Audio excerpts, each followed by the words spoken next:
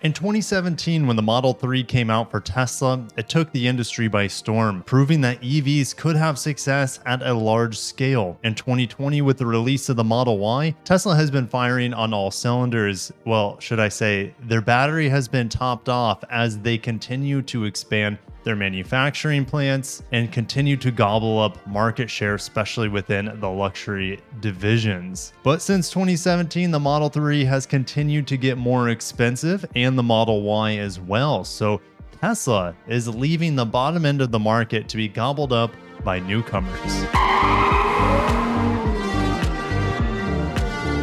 Over at Automotive News, Tesla losing EV market share to sub $50,000 rivals. We have a lot to talk about, as well as Hyundai's expansion with battery suppliers. If you're new to the channel, my name is Kirk, and this is Kirk eCars. This channel is dedicated to providing the latest news as well as reviews on electrified vehicles, ranging from hybrids to fully electric vehicles. Make sure to subscribe, hit the bell icon if you are interested in that coverage, and make sure to check out my primary channel where I talk about Japanese and Korean cars mainly. So let's talk about Tesla's domination and how it's about ready to be upended in some shape or fashion. How much? Time will tell. Now, the Model 3 is starting at 50 grand, the Model Y at 65 grand, and cars that can deliver under 50K, well, more specifically, electric cars under that price point are going to get a big advantage. Now, with the new Inflation Reduction Act, Tesla, in theory, could get back onto having the EV tax credit since they are made here in North America. So that would benefit them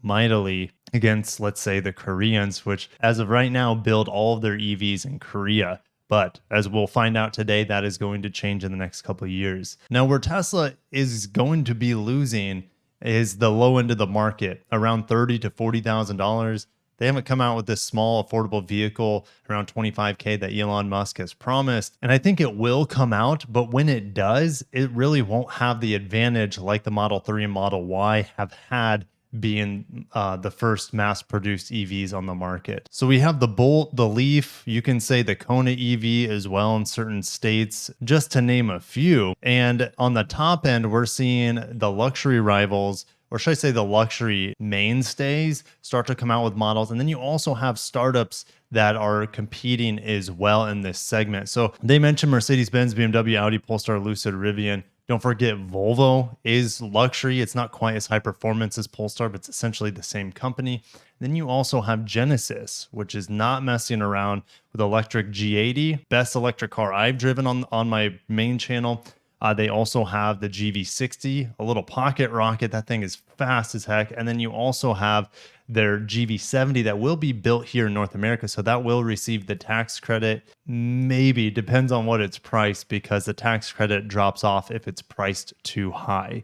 So Tesla has 65% of total EV market share, which is definitely down from what it was in the past. If we switch gears over to electric, here's how the US electric vehicle sales by maker and EV model through Q3. That's how it shakes out. Now, one of the big things here before we get into the list, the US has now crossed 6% in total EV market share, working toward its goal of 50%. Now, 50% was set by Biden. He thinks that the country can get there.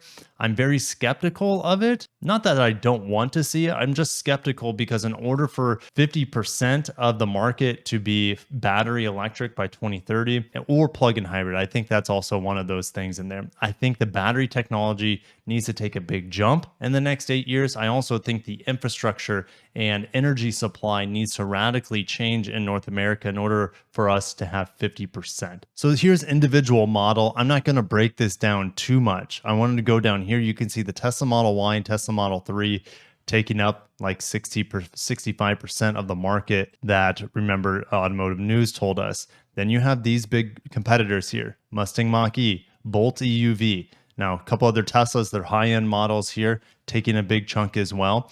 And then out of nowhere, the Ioniq 5, the Kia EV6. You're also going to have the Genesis GV60. Those are all on the Korean's eGMP platform. Now, it'll be fun to see how this changes over the coming years for Tesla. In theory, these will get bigger and their large boxes here will continue to diminish. But Tesla has grandiose plans of expanding.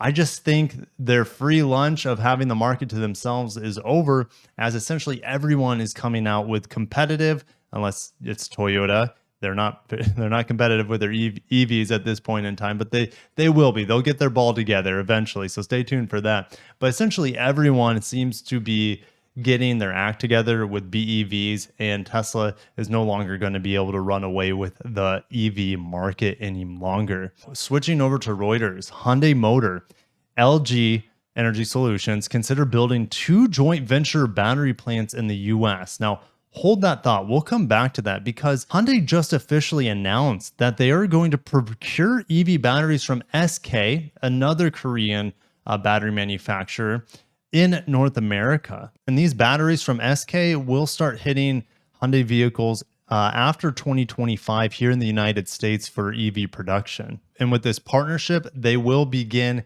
getting that EV tax credit with the new stipulations. Now that tax credit will be $7,500, assuming the vehicle meets the right price regulations or price cap. I believe it's like $75K for a crossover and $50K for a sedan. If you go past that, you don't get any of the tax credit. That's how I understand it. We don't know how many batteries this SK plant will produce for Hyundai. I'm just going to take a stab and say 300,000. But there's also an additional 300,000 units going to be produced by an already planned EV plant from Hyundai in Georgia. Now, going back to this alleged LG building battery plants for Hyundai, it's nothing new that LG is working with Hyundai. They've used their batteries in their EVs either previously or currently. We know LG means business. They're going to be building a plant with Honda. I think it's in Ohio for their upcoming EVs. And we know that the Ultium platform for General Motors is already with LG. So LG now potentially getting a big deal with the Koreans as well. So they're considering building 2 joint venture battery plants in the United States. The plants would be built in Georgia. That makes sense. They have most of their plants around there, the production plants in that general area. And it would be about 35 gigawatt hours of battery production, enough to power 1 million EVs. Tesla is just now over 1 million, or around 1 million EVs, I should say, last year for global production. But Hyundai here in the United States is saying essentially they could have enough EVs for 1.5 million or more EVs definitely by the end of this decade. So they're going to be creeping hard on that Tesla market share. Remember that SK battery plant that is officially announced, they will be investing nearly $2 billion, and that of course will be in Georgia. And Hyundai and LG are already setting up a joint venture, multi-billion-dollar joint venture in Indonesia as of last year. Do you think Hyundai is going to take a bite out of Tesla's market share in the United States? Do you think they're going to be far and beyond the number 2 EV automaker in the next few years? Definitely stay tuned for the channel. I can't wait to share more NEV or electrified news with you guys. Thank you. If you made it this far in the video, hit the like button. And if you're subscribed, I would really appreciate that as we grow with this new adventure together, as we take a step forward into the electrified future. Take care of yourselves. Have a great day, and peace.